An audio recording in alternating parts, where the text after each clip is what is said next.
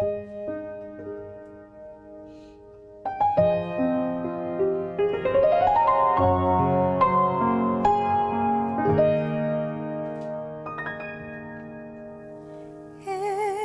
my moments of fear, through every pain, every tear, there's a God who's been faithful to me.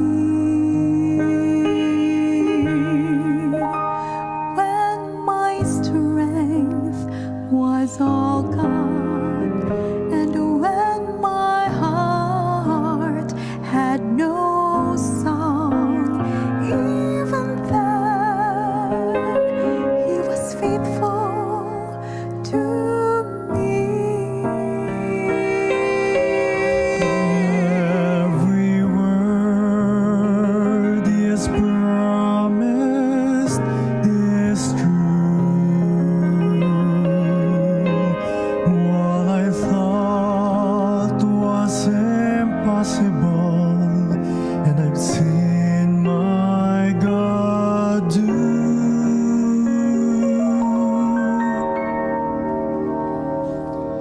He's been faithful, faithful to me. Looking back, His love and mercy I see. Though in my heart I have questioned, even failed to believe, yet He's been faithful, faithful to me.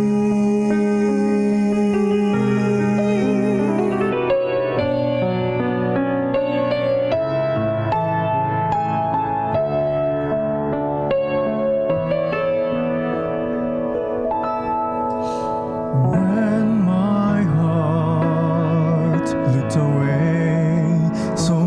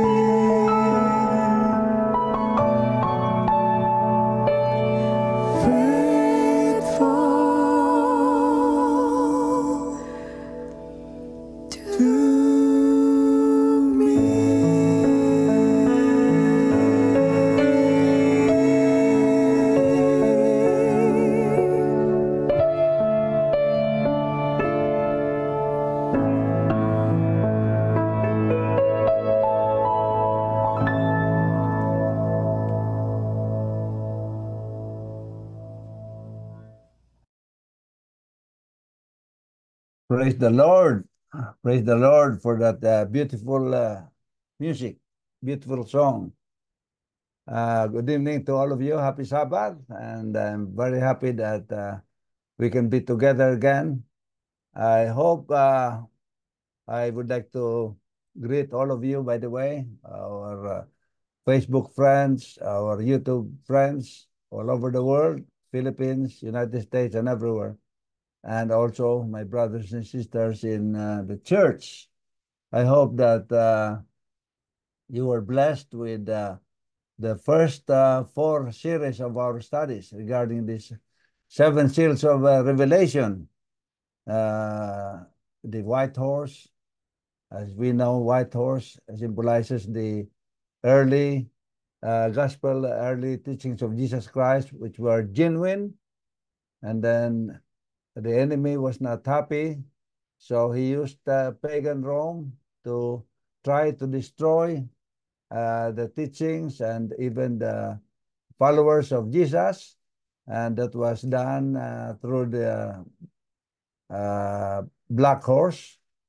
And then the red horse was, the third one was the red horse, where when Satan did not, what you call that, did not succeed in destroying God's teachings and God's followers, he used the papal Rome to try to destroy it. And of course, last week, we have studied about the pale horse, where it's a pale horse which symbolized death. Death to the teachings, because that was during the Dark Ages, and even death to the followers of Jesus, because many of them, almost all of them, were killed. They were killed. That's why it symbolizes death. But the teachings of Jesus, the gospel, the truthful the truthful gospel of the Lord, did not die with it. And today we're happy that we can study the fifth seal, which is about the souls crying out. Souls crying out. This is quite a difficult subject. So before I start, I would like to invite you to bow your heads with me as we ask the Lord for guidance and for help. Father God, thank you so much again for this beautiful Sabbath evening. Thank you that we can gather with our brothers and sisters and friends from different places to be able to listen to your word. I don't want them to listen to me, their Father. I'd like them to listen to you. But as because you are using me as a mouthpiece, I pray, dear Father, that you will touch my lips and anoint my brain. Anoint my lips and touch my brain, I mean, so that the words that will come out of my lips will all be correct. And I thank you, dear Father, that you have given us, uh, Adventist followers of yours, a wisdom, special wisdom, to be able to interpret prophecies.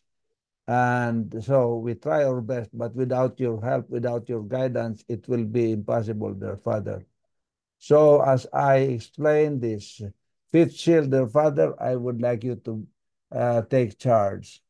And please help those people who are listening to be able to understand it well, because this is quite a hard subject to understand. Forgive us our sins, dear Father, so that there will not be any hindrance to your blessings. And please grace us with your presence. I ask all this favor in Jesus' holy name, I pray. Amen. So let me go to our study now.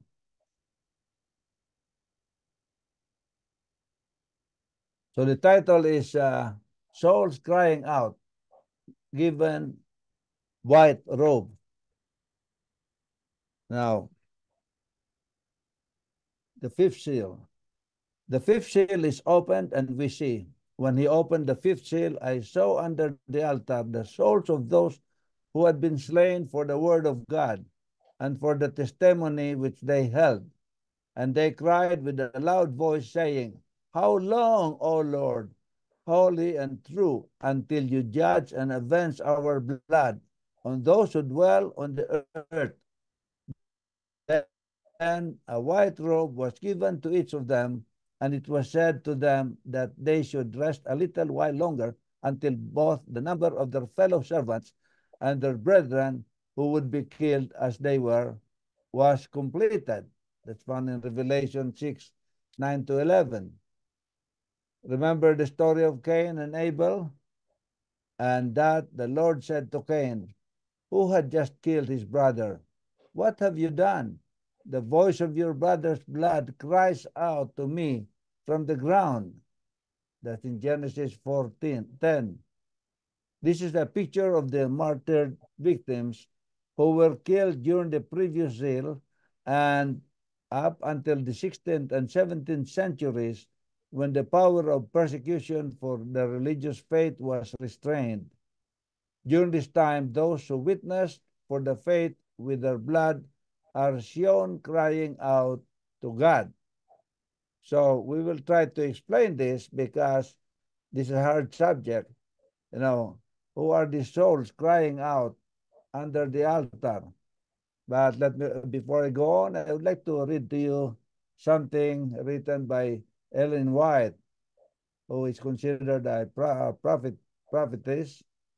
When the land which the Lord provided as an asylum for his people, that they might worship him according to the dictates of their own consciences, the land over which for long years the shield of omnipotence has been spread, the land which God has favored by making it the depository of pure religion of Christ, when that land shall, through legislatures, abjure the principles of Protestantism and give countenance to Romish apostasy in tampering with God's law, it is then that the final work of man of sin will be revealed. Protestants will throw their whole influence and strength on the side of the papacy by a national act enforcing the false Sabbath. They will give life and vigor, which means that the corrupt faith of Rome must have been dead for a period to the corrupt faith of Rome reviving, which means that her tyranny and oppression of conscience were dead for a while, tyranny and oppression of conscience, then it will be time for God to work in mighty power for the vindication of the truth. Now, this is something that, okay, we will probably elaborate on as we also Revelation 11 to 17. That I saw another beaming up out of the earth, and he had two horns like a lamb, and he spoke like a dragon, and he exercises all the authority of the first beast, his presence, and worship the first beast, whose deadly wound was healed. He performs great signs, so that he even makes fire come down from heaven on the earth in the sight of man, and he deceives those who dwell on the earth by those signs which he was granted to do in the sight of the beast. Sorry. Telling those who dwell on the earth to make an image to the beast who was wounded by the sword and lived. He was granted power to give breath to the image of the beast, that the image of the beast should both speak and cause as many as would not worship the image of the beast to be killed. He causes all, both small and great, rich and poor, free and slave, to receive a mark on the right hand or on their foreheads, and that no one may buy or sell except one who has the mark or the name of the beast or the number of his name. This is also a prophecy, and this is another study, by the way, but the first beast, according to prophecy, is the papacy, and the second beast is the Rome, or the second beast is the United States, which will give power to the first beast. But that is another study. And if you can go to my YouTube, there's a study on that about the mark of the seal of God and the mark of the beast. Just look for the topic, the seal of God and the mark of the beast. Anyway, here we're going to discuss now this souls crying out. They were even asked to rest a little longer while waiting other martyrs to follow their plight too. It is unlikely that these living souls were translated to heaven right away after their death on earth. So it says that they were told, the souls were told, wait for a while until the other people who are supposed to die as martyrs for the Lord, that number will be reached. So it's hard to explain that. Is there a quota to be reached or something like that? But it probably means the patience of the Lord is not there yet, because in the Bible it says, one of the followers of God said, let us destroy these people who keep on trying to bother us. But God said their time has not come yet. But after a few generations, God said, go and destroy them, because maybe God has a right time for everything. Anyway, the interpretation of souls crying out. Under the altar, the souls of those who had been slain cried out with a loud voice. Is this literal? If this is literal, then the doctrine of many other beliefs and churches will be correct. Like the doctrine of the Catholic Church has credence that upon the death of a righteous soul, they will go immediately to heaven. So, Bezalel, the altar. Let me talk to you first about the altar. The altar is used is made out of acacia wood to construct, and the size of it is 7.5 feet wide and 7.5 feet long and 4.5 feet high. You can find that in Exodus 38. If this is literal, to be literally under the altar is not comfortable for the martyrs. For example, during the time of the murders of the martyrs, followers of Christ, there were about 50 million Christians who were killed.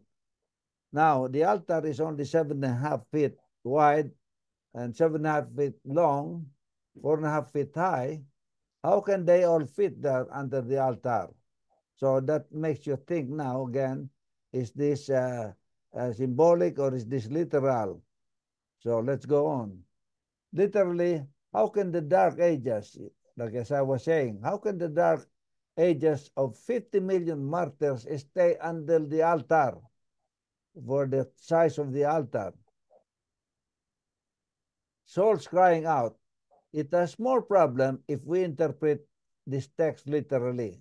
A lot of problem. 50 million people under the altar crying, pleading to the Lord. So let us take this text hyperbolic and figuratively. Remember the story of Cain in the Bible. And the Lord said, because Cain and Abel were asked to give sacrifices to the Lord. Now, Abel made the correct sacrifice, specifically according to what God has instructed him. But Cain deviated from the kind of sacrifice that the Lord asked him to give.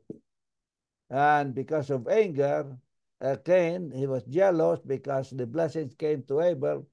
Cain killed his brother, Abel.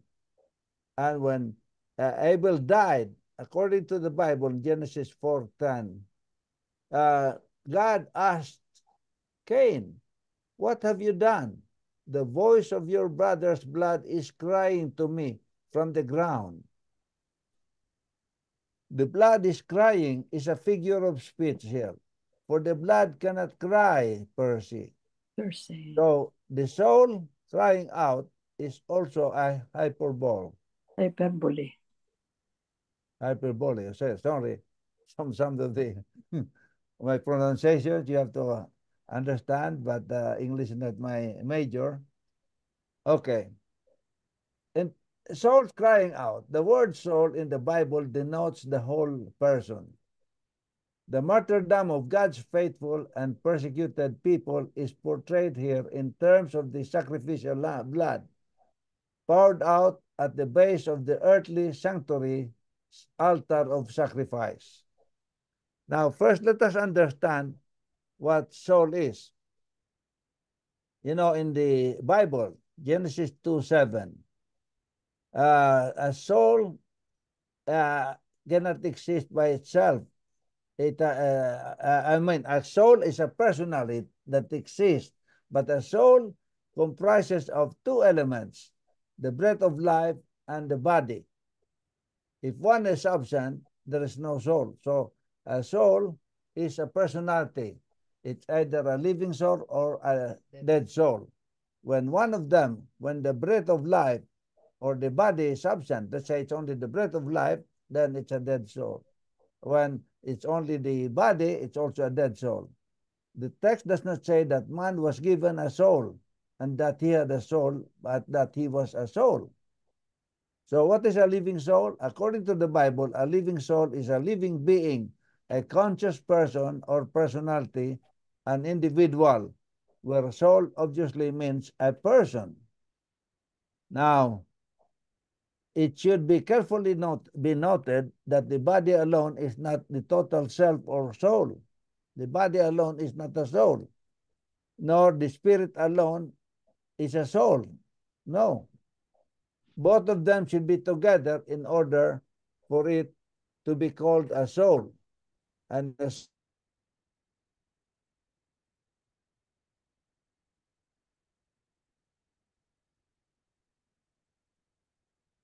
either alive or dead. If you go to Genesis 12, verse 5, I would like to read to you Genesis 12:5. It says here, and Abraham took Sarai, his wife, Lot, his brother's son, and their substance that they had gathered, and the souls that they had gotten in Haran, and they went forth to go into the land of Canaan, and into the land of Canaan they came. So it says here that Abraham was a rich man. He had lots of cattle, lots of properties, lots of servants. And it said here that Abraham, he was told by God to leave that place where he was and go on a journey to somewhere, to a different place. And when Abraham left, he took his wife, Lot, and all the souls with him. Now, it did not mean that there were invisible beings out there following Abraham. Souls, the live bodies of his servants, the live bodies, even probably those animals, they're all souls following Abraham to where he was going. Okay, but more pertinently we're pertaining to humans here. But a soul is a soul in this case is a living being. According to Leviticus 4:2, speak unto the children of Israel, saying, if a soul shall sin through ignorance against any of my commandments, the Lord concerning things which ought not to be done, and shall do against any of them. So it says here, if a soul shall sin through ignorance. So it's talking here about a person again. And in Matthew 16:26, for what does it profit a man if he shall gain the whole world and lose his own soul? So God's people have suffered injustice and death for the faithfulness of the gospel. They cry out to God, according to God, to step in and vindicate them.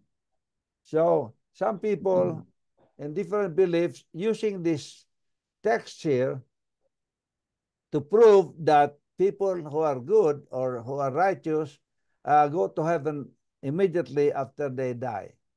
You know, let me just tell you a couple of stories. One time, my wife and I were invited for a Bible study by, okay, it's true anyway. So here is somewhere in Scarborough by a group of Baptist believers. And then the pastor was going on and on. He said that people who die, they go to heaven if they are good. And they were giving examples of some of their brothers who are already in heaven. So I couldn't stand anymore listening and allowing the pastor to keep on saying that. So I opened to him Acts 2:29 and 34. I asked him, Pastor, you know, if those people that you're mentioning are in heaven already because they are good, how come these people, how come David is still here on earth waiting for Jesus to come? Because he said that for David is not ascended to heaven. He is still in his grave waiting for Jesus to come. And I also read to him the text about Job.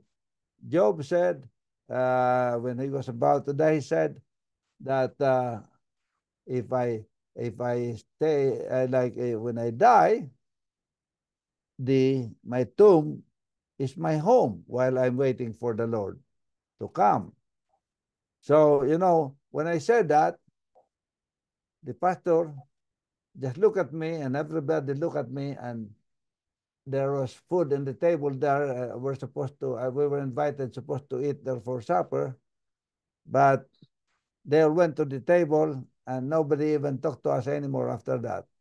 So my wife and I, we just decided to go home without even eating our supper. Because after that, nobody talked to us anymore, just because I pointed them the text that David is not even in heaven yet. And another time, I was also invited here at a church in Danforth, and the pastor said, was my friend, come because you stay here for potluck. And when he was there, he was preaching because there was a brother who died, Brother Tony, and he was saying, let us not cry, let us not let us not mourn so much for Brother Tony that he died because he's already in TWA, he said. And then he explained TWA, he's already together with the angels. And during the potluck, I was talking to the pastor, and I asked him, Pastor, you said something very interesting earlier when you were giving your sermon.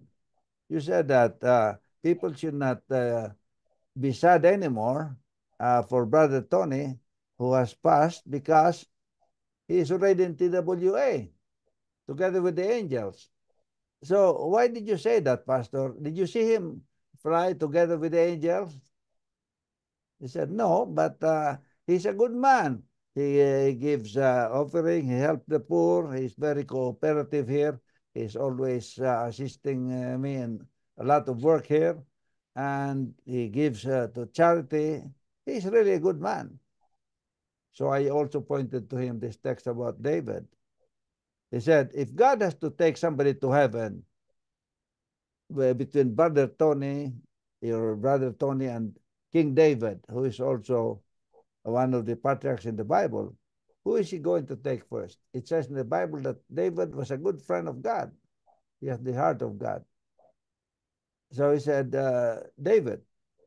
Now, if he's going to take David first ahead of Tony, how come David is still here waiting for Jesus to come, and your member here, Tony, is already in heaven?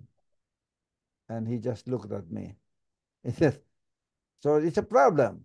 So this is not literal, because as I've mentioned, it is impossible for 50 million people to be under this altar crying to the Lord. This text concerns the injustice done here on earth. They are not saying anything about the state of the dead. After all, these people do not appear to be enjoying the bliss of heaven. If you read Revelation 6:11 along with Deuteronomy 32:43 and Psalm 79:10, what was heaven's response to the prayer of God's martyred people. What was it? He said, rejoice with him, O heavens. Bow down to him, all gods, for he avenges the blood of his children and takes vengeance on the adversaries. He repays those who hate him and cleanses his people's land. So this is I hope it's self-explanatory here. Let us rejoice because God will avenge the blood of his children who dies for his sake. And in the Bible also, in the book of Ezekiel, it says there that if you know, that's why I want you to listen to this very carefully. God said, God gave an instruction that if you have a friend, if you know somebody, you know the Bible, you know God's teaching, you know the correct way or God's roadmap to everlasting life through the teachings of the truthful teaching of the Bible. And if you have a friend who did not go to heaven, who was not able to, who was not saved, because you never told him about God's teachings, God's truthful teachings, to show him how to go to heaven. You know what the Bible says? When Jesus comes, he's going to ask for the blood of that lost person from you. He's going to ask from you the blood of that person. He's going to ask from your hands. That's why, so these are all symbolic. He's going to ask you, how come that your friend did not make it to heaven? You never told him. But it also says that if you told him about God's love, about God's wonderful love of saving the lost, and he did not listen, he did not accept it, you have already washed your hands. You're not responsible anymore. God's not gonna ask you for his blood anymore. That's why I have quite a few people have been turned off with me. I have to tell you honestly, because when I feel comfortable with a person, I usually refer him to the Bible. I usually ask him, I tell him about Jesus, you know. I mean, do you believe in God? And then say, why not? And I start talking to him about the Bible and God's love of wonderful love of saving the lost. And some people are turned off. But I hope they're still my friends, you know. I hope when they see me, they're still my friends. But at least I told them. And if they do not believe, it's not my problem anymore. But at least, because I've read that word, that text that says that if you do not tell your friend and he does not make it to heaven, God is going to ask for his blood from your hands. Then they were each given a white robe and told to rest a little longer until the number of their fellow servants and their brothers should be complete, who were to be killed as they themselves had been. So what does that mean? Does it mean that there's a certain number of martyrs that God is going to would like to see killed for his cause first, before to make it complete before he comes? Anyway, I'm not going to answer that. But why should the nation say, where is their God? Let the avenging of the outpoured blood of your servants be known among the nations before our eyes. The martyred saints were given white robes representing Christ's righteousness. So the white robes given that represents Christ's righteousness. It's not literal again, you know. So those people whose blood are crying, you know, which is symbolic to the Lord. It says here that God is going to give them white robes. It's not literal again. He's not going to give white robes to those people because they are dead, but it represents white robes, right? He's going to cover them with his righteousness, which leads to vindication. That is his gift to those who accept the offer of grace. Then they were told that they would have to rest until their brothers who would go through a similar experience are made complete. It is important to notice that the Greek text of Revelation 6:11 does not have the word number. So this does not probably pertain to a certain number that has to be reached in order for God to say that it's complete now, that these numbers are complete, a complete number of martyrs. It could be character, completeness of the character of those people who are following or obeying God. Revelation does not talk of the number of martyred saints to be reached before Christ's return. Oh, here, I have talked about it. But of completeness regarding their character. Completeness regarding their character. So that's probably something he's waiting for his people, his followers, to be complete in the character that will be fit for heaven. God's people are made complete by the robe of Christ's righteousness, not by their own merits. We cannot be complete without the white robes, without the righteousness of God being given to us. So we have to ask God for his assurance to clothe us with that white robe of his righteousness. The martyr saints will not be resurrected and vindicated until the second coming of Christ and the beginning of the millennium. That's in Revelation 24, verse 4. So it says here, the martyr saints will not be resurrected. So it's very clear here that souls crying out, blood crying out to God for vindication is literal. They are not live, because it says here in Revelation 20 verse 4 that the martyred saints will not be resurrected and vindicated until the coming of Jesus Christ. And Jesus Christ has not come yet.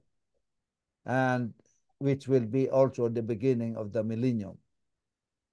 Revelations also says here that it does not talk of a number of martyred saints to be reached before Christ's return, but of completeness of character, as I mentioned. Okay, God's people are made complete by the robe of Christ's righteousness, but by their own merits. It also brings to mind the experience of God's suffering. People throughout history, from the time of Abel until the time when God will finally avenge the blood of his servants. You see, people who shed their blood for the cause of Christ, you know, it's just like as God see those blood pouring from their bodies because of the sacrifice of those people for his cause. It seems like those blood is talking to him. Lord, avenge us. Avenge us. These people are so cruel to us. So on. So that's what the symbol is. The fifth seal highlights the cry for justice. Cry for justice from those who have been martyred in the cause of Christ. That day of the Lord, which is the day of judgment, is coming against the oppressors. So don't worry. Just keep calm. If somebody oppresses you, if somebody persecutes you, as I mentioned, you know, Satan infiltrates the church.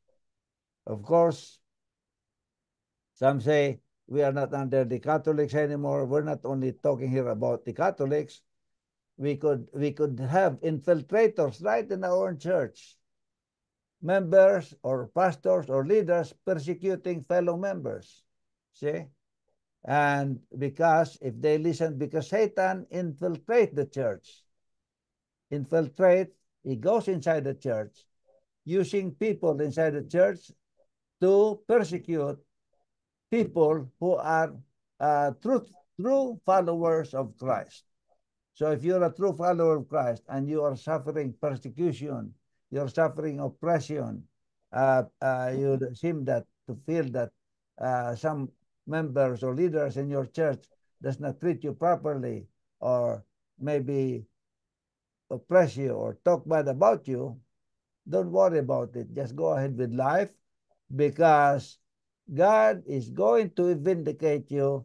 God is going to avenge you when it comes. Time will come. We leave it all to God. One only has to have a vague sense of history to know that the Christian church throughout the ages has forsaken the principles that Christ taught and practiced, and has carried out horrendous crimes and genocide not only against other Christians, but anyone who disagreed with them. Sometimes within the church, you disagreed with some people or even some leaders, and they could persecute you. They could put you aside, maybe not even give you a part in the church. I don't know. We, with a Protestant background, like to the point to point the finger at the papacy for these injustices. But we should not be blind to the fact that Protestant churches were also persecuting and killing in the name of Jesus, and also even fellow members. Protestants persecuted the Anabaptists of not baptizing infants to them. This is a child abuse of the kingdom exclusion. Protestants before even prosecute people because they were not baptizing the children to them. Protestants persecuted those who violated Blue Sunday law during the American colonial days. There was a Blue Sunday law during the colonial days. But Jesus Christ is coming soon. So we who are still alive, we should be prepared for this, because look at this now. According to America Online News, they are pleading now, bring back the Sunday law, bring back the Blue Sunday law. It's probably going to come back. The Pope is now very busy traveling there in Indonesia right now. It's going to be his longest trip, according to the news. He's traveling probably the whole world, telling people that we should not be fighting over different beliefs and so on. We should be unified. Unified in what way? Unified to worship in Sunday? I don't know. But it could be, because according to prophecy, this persecution will be repeated just before Jesus comes. But don't worry, it will be short, and Jesus is going to avenge us. And when the wrath of God comes, it will be him avenging those who are being persecuted for his sake. We should also remind ourselves that these injustices continue in our days. It continue on. The sexual abuse issues and the attitudes of religious institutions today are yet another example where the name of Christ has been abused for personal gratification and ignored to protect the church. So even in churches, within the church, we have persecutors who abuse other people in the name of Christ. The church has lost the credibility, and one of the challenges we face is trying to get secular and church folk to see beyond church and to see Jesus. This is not about earning salvation, but communicating salvation. That's why, brothers and sisters, the challenge is that we all have to work individually our own salvation, not being saved by work, but we have to work it out according to the teachings of Jesus Christ. So do people go direct to heaven once they die? Jesus did not say to Lazarus, who have gone to heaven, but he had slept. He did not say that Lazarus went to heaven. When asked, where's Lazarus? He said he went to sleep. Lazarus could have, if Lazarus went to heaven and Jesus called him back here on earth, you know what? He would probably feel very bad to have been taken from heaven to come back to the world of sin and sorrow again. So if good people go direct to heaven once they die, then there's no need for a second coming of Christ. they can easily meet Jesus there.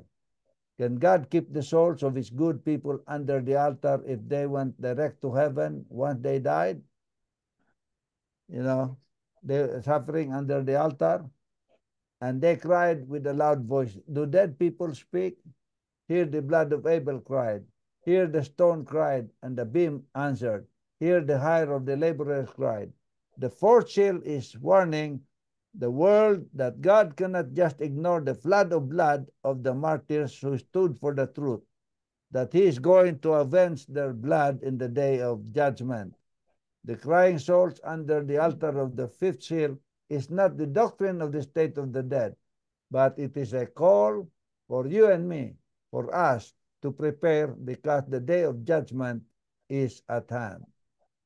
So my question to you, brothers and sisters, and to all of you who are listening there, my friends, are you getting ready to face Jesus on your judgment day? Now, I am saying on your judgment day because it's not only when we die that God judges us. If you read Romans 1:24, God judged some people. He gives up some people because they wouldn't listen to him. And in Thessalonians, it also says that when God makes decision on some people that who are not listening to him, who does not want to obey him, sometimes he gives them strong delusion. They get strong delusion so that they will continue to disobey him because they will continue to believe that the truth is a lie and the lie is the truth. And even in Daniel 7:25, he also gave judgment. He said that this person who is going to imitate Christ and so on, he will also suffer in the end. And he gave judgment to Satan himself that he will go to eternal fire. That's Matthew 25:41. So let us, the question all the time that we should ask ourselves, if your time comes to be judged by God, whether you're still alive or you're dead or what, are you ready to face Jesus on that judgment day, on that judgment time? Thank you very much. I hope that I have shared, you were enlightened by this message that God has allowed me to share with you this evening. May God bless all of you.